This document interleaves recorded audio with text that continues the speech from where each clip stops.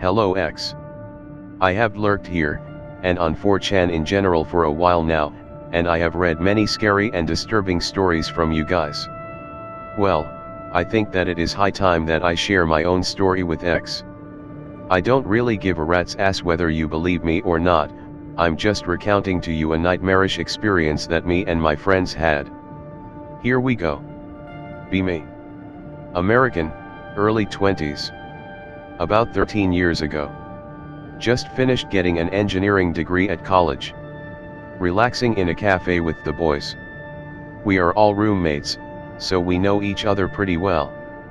Me and 3 other friends, Greg, Maximilian, yes, that is his name, and I'm really fucking jealous of him for that since I think it sounds really fucking cool, and I'll be referring to him as Max occasionally, and Franklin, or Frank, what most people call him, decide to go on a bro trip. We decide on camping. We are not exactly experienced at in-a-woods camping, but we have gone regular camping before and enjoyed it.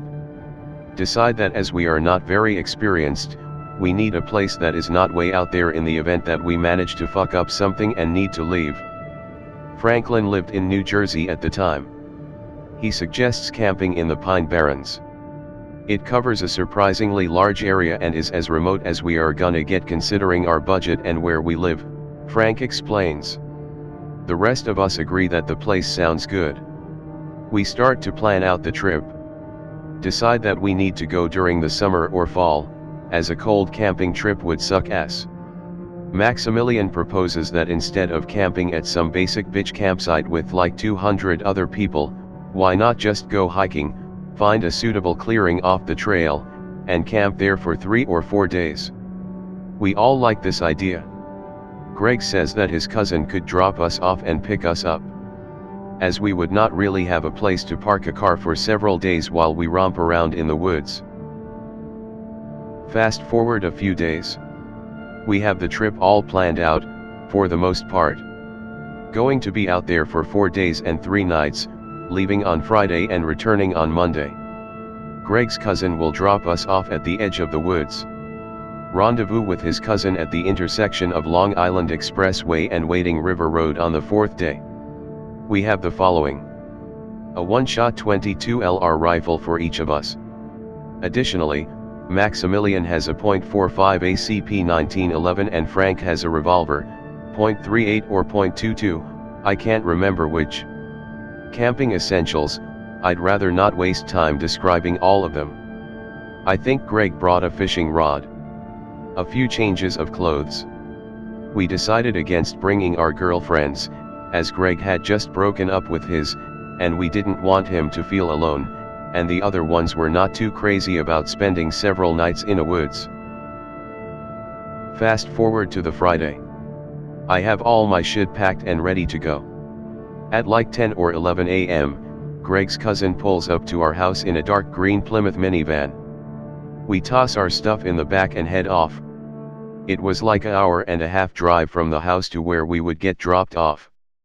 For the sake of brevity, I will refer to Greg's cousin as Carl. Carl seems like a pretty cool guy. He graduated uni a few years before we did. The drive there is fun. We mainly talk about what we are gonna do, where we are gonna hike, what we are gonna eat. Fast forward to us driving along the forest's edge. Check for officers. Area is secure. JPEG. We pull off to the side of the road that we are on. Unpack and hop out. Wave and say goodbye to Greg's cousin. Head off into the woods. We plan on hiking for a few hours until we find a good clearing. Hike a mile or 2 into the woods. It has been pretty nice so far. Little amounts of trash. Seen a few chipmunks and squirrels. Hear the birds singing. We definitely heard a few woodpeckers. We reach a clearing. It is roughly 45 or 50 feet in diameter. Worst part of it was a poison ivy patch on the northeast edge of the clearing. We made sure to avoid this area. Here is a pic of the area, pig related. We set up our tents in the area. We then build a fire pit and gather firewood, because why do that at night? Do you want a sprained ankle from tripping on some branch? Color code for map. Light green is clearing. Dark green is woods. Dark green is poison ivy. Red is tents. Orange is fire pit. Brown is logs. After setting up home base, we decide to hike some more and plink some targets. Hike is going nicely. See some geese flying in the distance in their familiar V formation. Unfortunately, see a few plastic bottles in some bushes. Sort of depressing and annoying. We see some fucking Jewel Osco grocery bag stuck in a tree. We aren't exactly Al-Gore, but something about being so far into the woods and still seeing some lazy fuckers trash really annoyed us. Frank is somewhat good at climbing, so he decides to climb up there and pull it down. Sets his pack on the ground and begins the climb. The plastic bag is about 15 above the ground. It takes Frank about 3 minutes to get it. "Oh fuck," he yells. "What is it? You okay?" "Yeah, I'll tell you once I get down." Frank untangles the bag from the branches that it was caught on and jumps back down to us. "I saw some fucked up animal up there," he says. "What was it?" "A fucked up raccoon, bro." "Shit. Like how fucked up?" "Its head was mashed in and its chest was torn open, with all the ribs looking broken.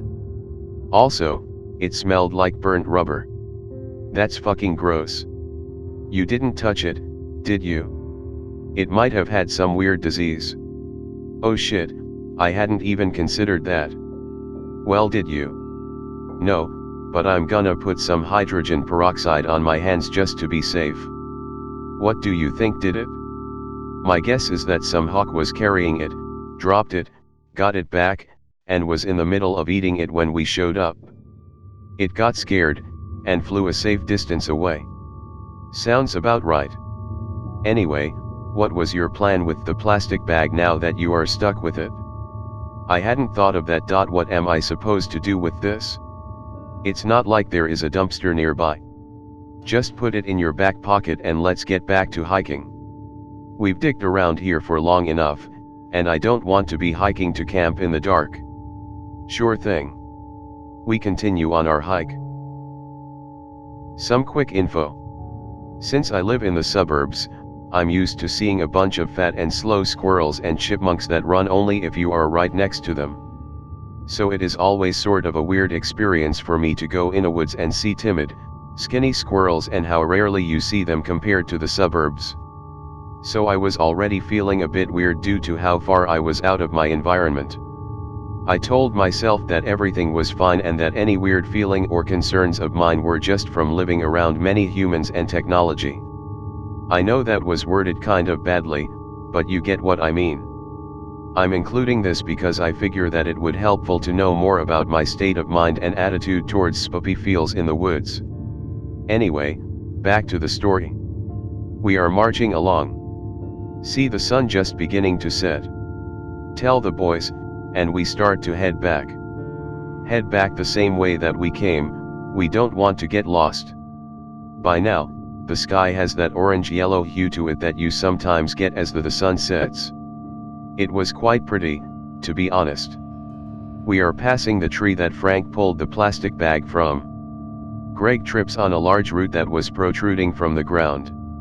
He falls face first as his hands were in his pockets. Kekke.jpg. He stands himself back up. I'm about to ask if he is okay when I see a large, reddish-brown stain on his jacket that wasn't there before. "The fuck is that?" I ask.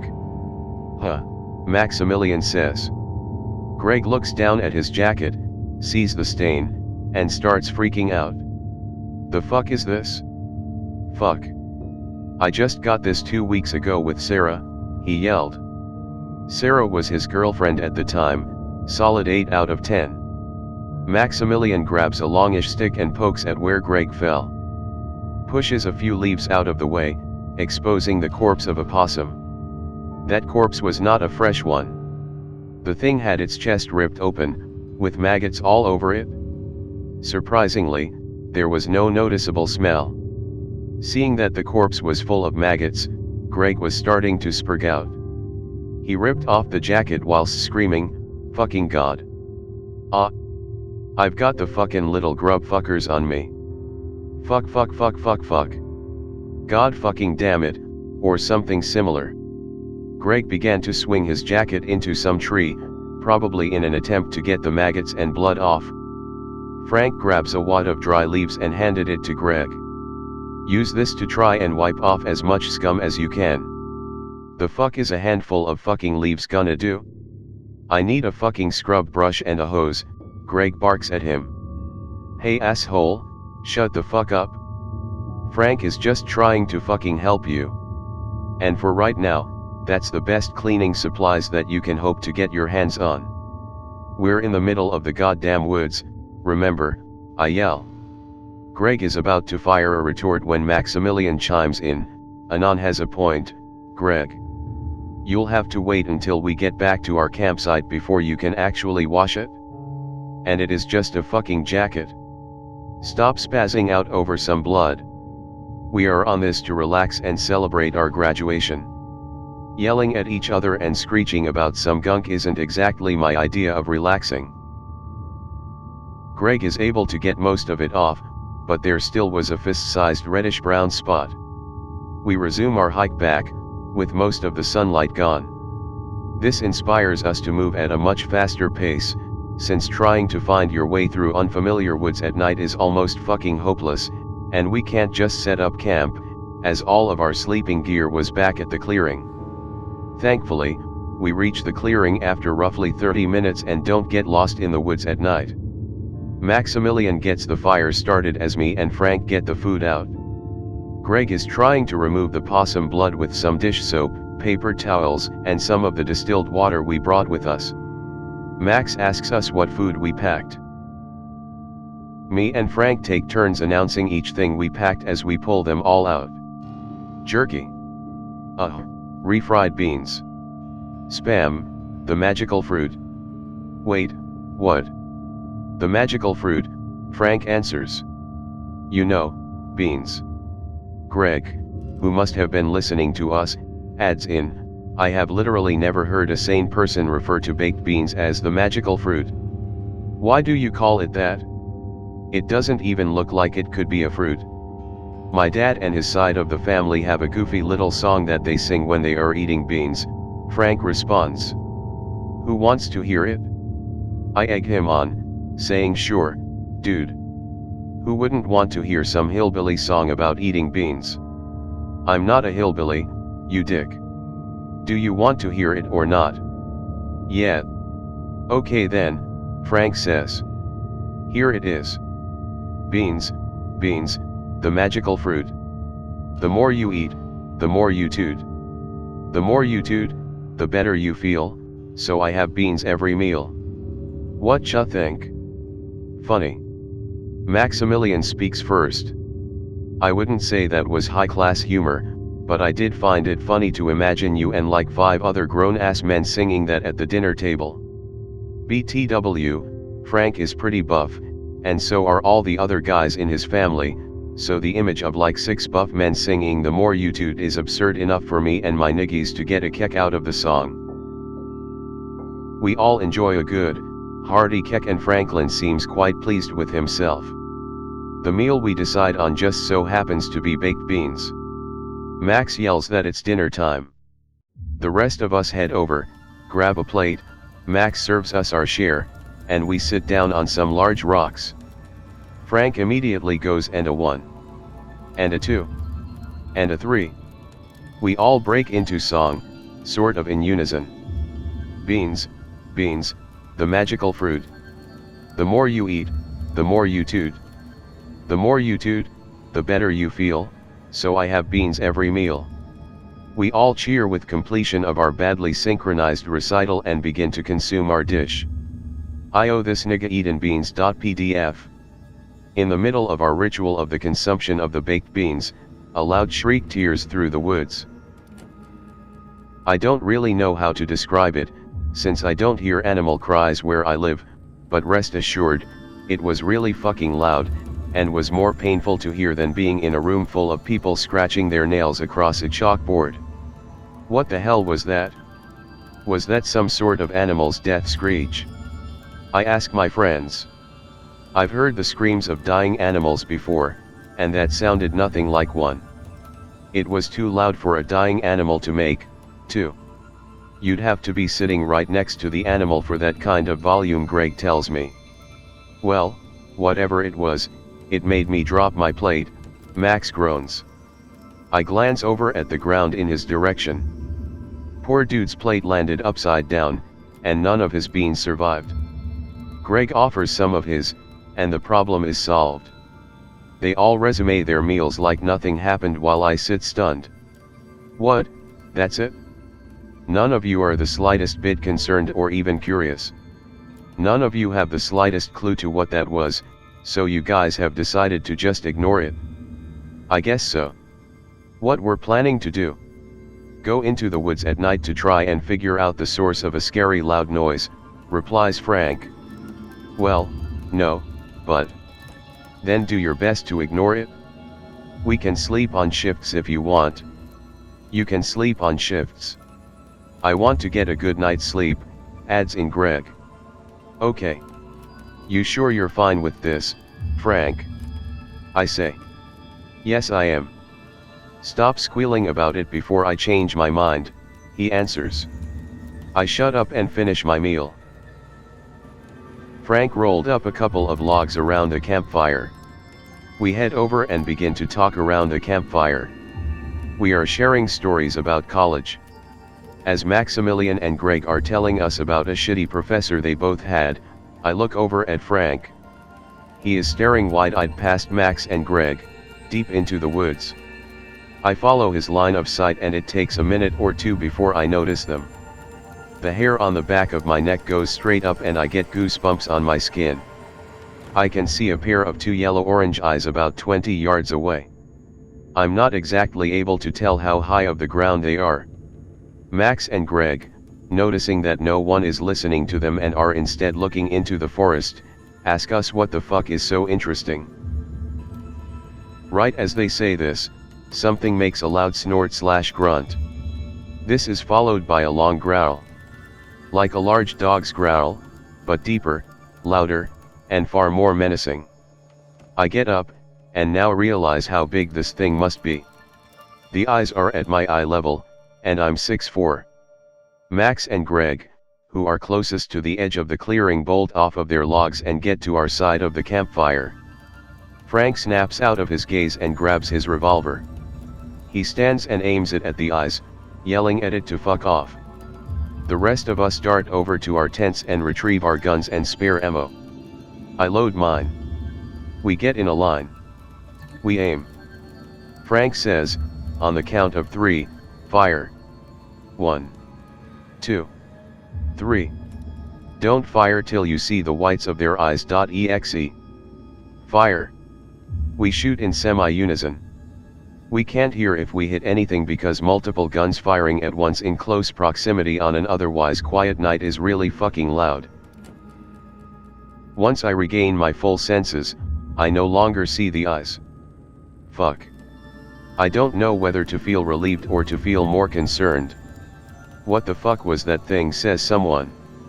Whatever that was, it's gone now. Okay. Anon, it looks like you've got your wish. We are definitely sleeping in shifts tonight, if we sleep at all. We all reload and set up a sort of perimeter. K would not be proud. We just cleared out all that would block our field of view. Basically, all vegetation or rocks over 6 inches were cleared. We used the logs to make a barrier-ish thing. This barricade served more purpose for our own feeling of safety, it did not really serve any realistic purpose for defense. The forest is now dead quiet. Shit is really creepy. Here is our plan. 1 sleeps while 3 are awake. 1 man has the 1911, 1 man has the revolver, and the other guy has the 4.22 rifles. The second a person sees something yellow or orange in the woods, they immediately fire a warning shot into the air to wake the other boys up and hopefully scare it off. Me, Frank, and Greg take the first shift. All is well. Second shift is me, Max, and Greg. At some point, Greg gets spooked by what he says is some shuffling in the woods. He fires at it. Me and Max nearly jump out of our skin. Frank wakes up. We are pissed at Greg, but nothing else happened that night. Fast forward to the morning. We hastily pack up. We immediately go back the way we think we came, as we will somewhat have an idea of how far we must go. Greg says that he is going to check on the area that he shot at last night. We tell him to wait a few minutes so that the rest of us can go with him, for safety reasons. About 5 minutes later, we are fully packed, and head over to the area. We are looking around for signs that show that there was some sort of animal here last night. Max shouts out for us to have a look at what he found. There is a distinct trail of hoof prints. These were not deer tracks. These were bigger, and were cloven. My blood runs cold. Greg is pleased to see that he was correct to fire. Max reminds him that if this was a human, he would be feeling otherwise. Frank says that maybe this was from a cow or horse. I tell him that these woods are not a good environment for a fully grown cow, and that it would have been much louder last night if it was a horse that Greg shot at. Greg shuts up. We are all thoroughly spooked, and decide to GTFO. We begin our trip back to the highway. Our plan is to get to the highway before sundown and then try to hitch a ride. We make sure that our guns are loaded and head off. We are hiking through the undergrowth as fast as possible now. We aren't the fittest people, so we are not moving very fast. However, the hike back is very different from the hike to here. Landmarks are different, or look different, or are not there at all. Fallen logs that I remembered to be covered in mushrooms are instead covered in thick layers of moss.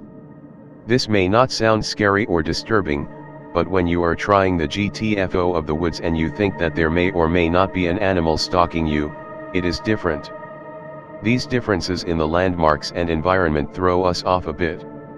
At roughly noon, we realize that we do not know where we are going. Greg starts to freak out. We all start to freak out. Like the retards that we were, we did not think to bring any sort of flares. It takes the 4 of us like 30 minutes to get our shit together. Thankfully, me and Frank had packed compasses. When we entered the woods, we went northeast. We decide that our best option is to go straight south. About a half an hour after devising the new plan, Frank spots a half-eaten deer. The deer has had its stomach torn open. Intestines aren't visible.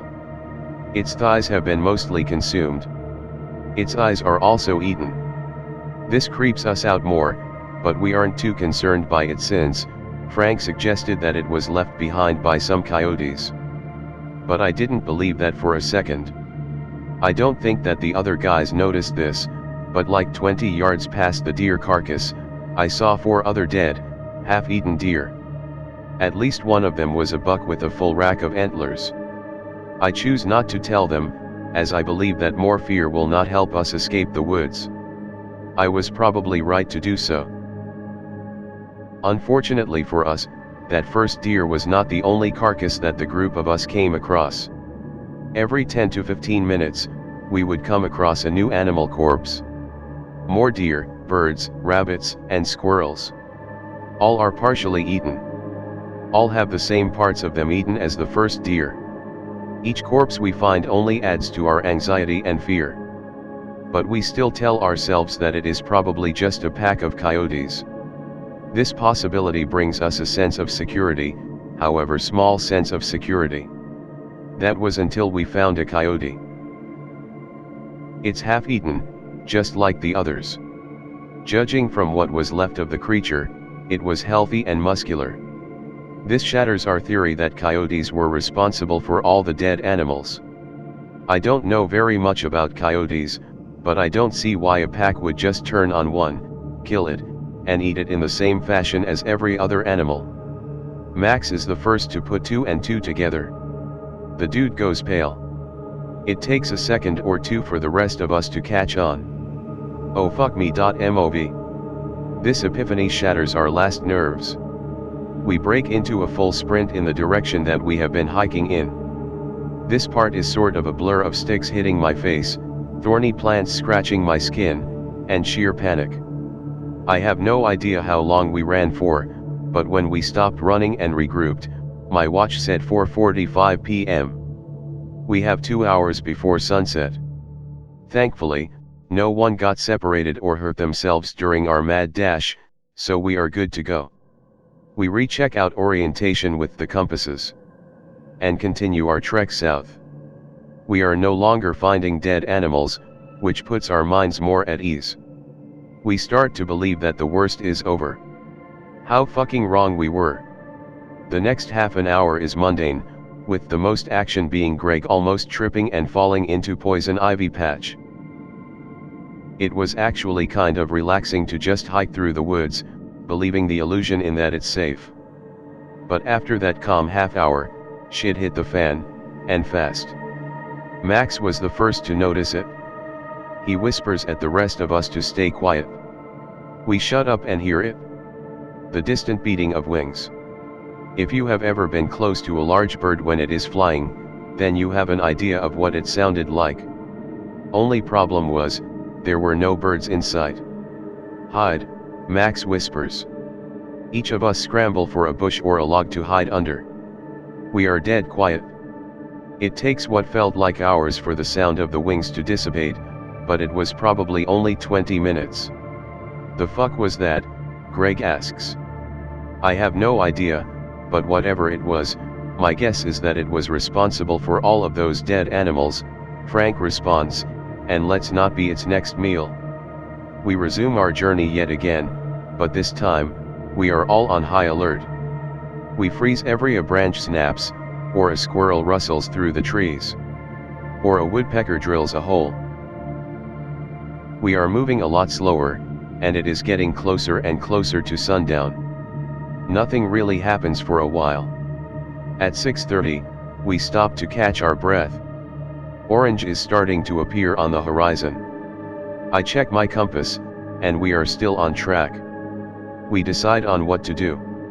No one wants to stay another night in the woods, but Max and Greg are against hiking through unknown terrain at night, while me and Frank are convinced that if we don't continue on, we are gonna be a midnight snack for the thing that killed all of those other animals.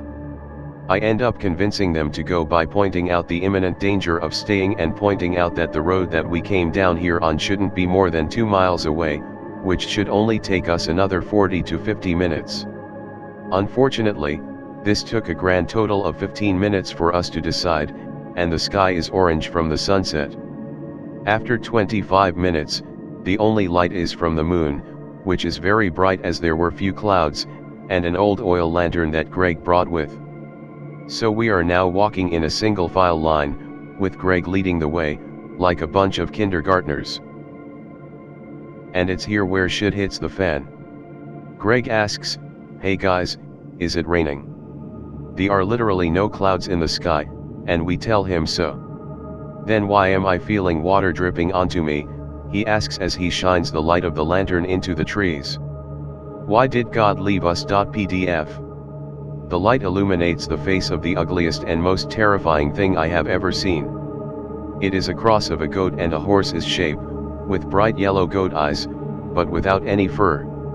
It opens its mouth and roars, same roar that we heard last night, but 1,000 times louder. Its gums are black, its tongue is pink and like that of a dog, and its teeth are almost as yellow as its eyes. This thing's canines were at the least 1.5 inches long. Its chin has a few dark brown or black hairs.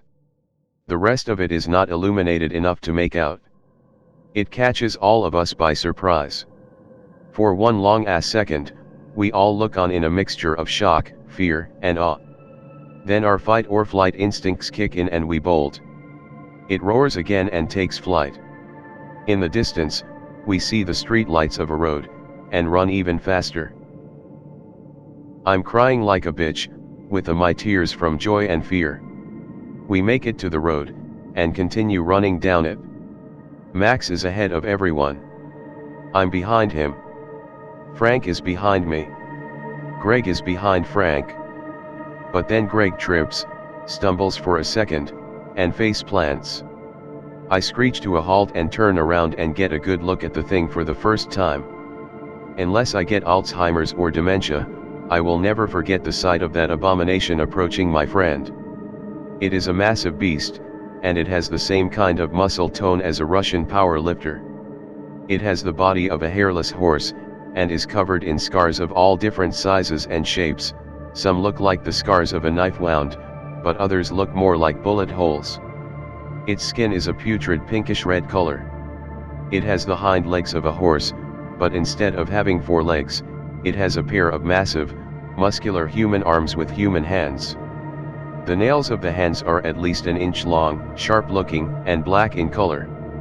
It has a long rat-like tail, I'd estimate a length of roughly 7 to 8 feet, with a few sparse patches of dark brown or black hair. The abomination is at least 20 feet long and 6 feet at the shoulder. Its neck is like a foot long, but probably like 2 feet in diameter. I now notice the long, semi-curved horns protruding from its head, like those of a goat. You probably know what I'm talking about now, and if you don't, it's the Jersey Devil. It touches down on all fours like 30 or 40 feet in front of Greg.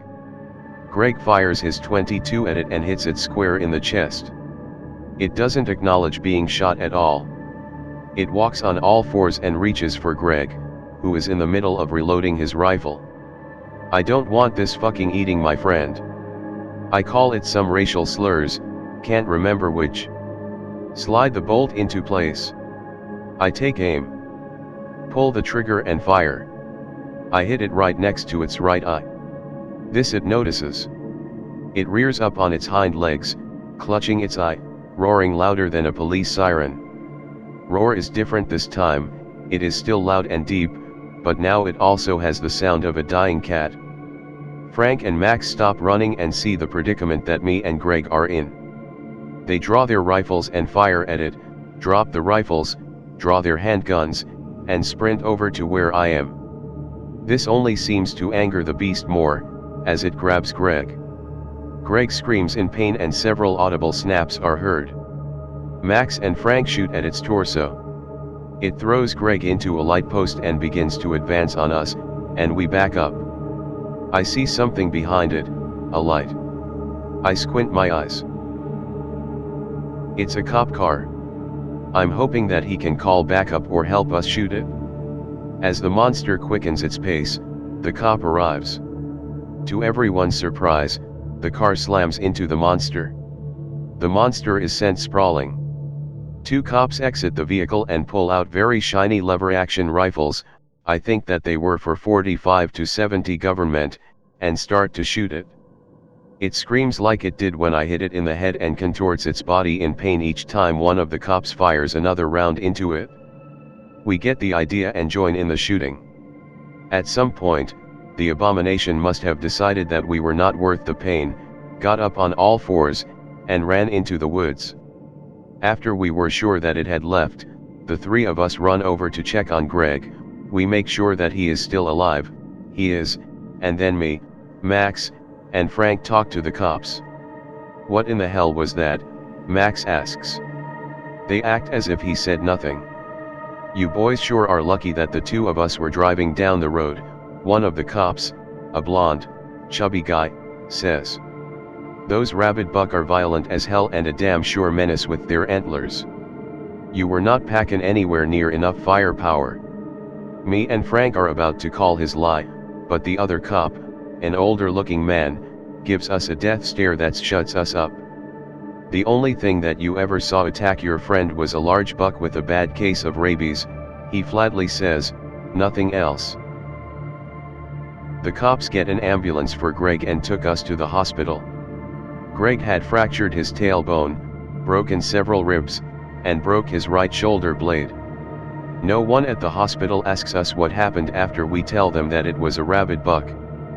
Frank calls up Greg's cousin and explains the scenario, minus the monster. The rest of us were fine, minus bruises and scratches. And there you have it. Greg recovered, though he will never be as fit or capable as he used to be. The 4 of us still keep in touch, as our only validation that this was real, that this really did happen, is the fact that we all know what we saw, and that we all saw the same thing. I'm the only one on us who still enjoys hiking in the woods, but that is probably because I live in Colorado, far away from New Jersey or the Pine Barrens. But every once in a while, if I have an exceptionally bad day at work or go to sleep very stressed, it visits me in my dreams, chasing me and my friends through the woods and down that road. Here's OP's drawing of what he saw.